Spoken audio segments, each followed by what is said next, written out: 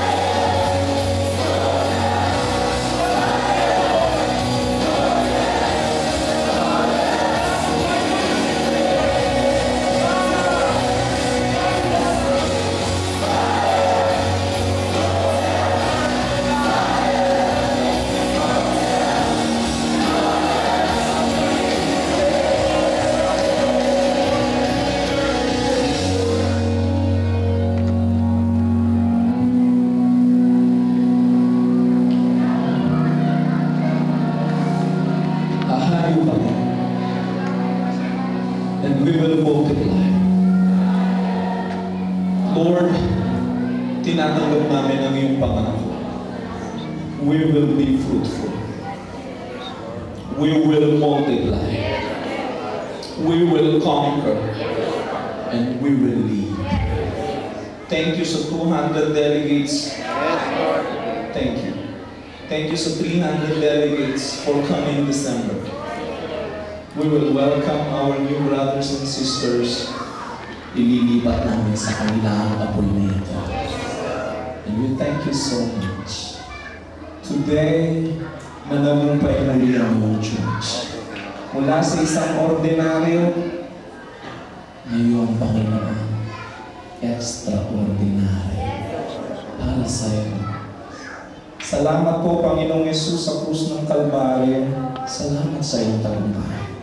Salamat sa banal na dugo na naglinis sa amin at ngayon wala nang argumento laban sa amin. Salamat sa sistemang binigay mo. Lord, this is your holy ground. This is the place we encounter Jesus. Itinataas ka namin, Panginoon. Sa iyo ang lahat ng karangalan ng papuri.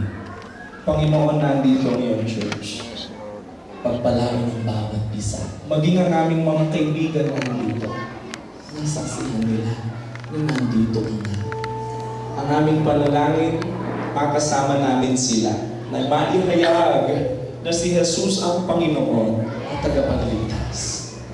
Pagpalain ng iyong church for this whole year, O God. Bless us spiritually. Bless us emotionally. Bless us physically. Bless us intellectually. And bless us financially. Salamat sa tagumpay. Mamumuhay kami ngayon para sa iyo. Maraming salamat po. Ito po ang sama-sama naming panalangin sa makapangyarihang pangalan ng Panginoong Yesus. Para patunayan may apoy sa puso mo, aawitan natin si Lord. Ng isang awitin for our closing song, ito ang aawitin natin sa Kanya.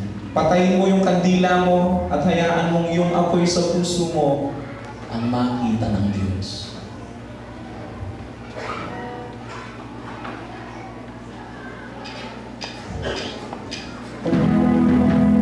Sing it from your heart now. Huwag kang mahihiya at huwag kang matatakot. Gamitin mo ang apoy mo ngayon para ipahayag mo sa ating kaaway. Sinong nagmamayari sa'yo? Hindi tayo luluhod ganito pa man. Luluhod lang tayo sa pangalan ng Panginoong Jesucristo. At gano'n, tagumpay, buhay, magpakailanman.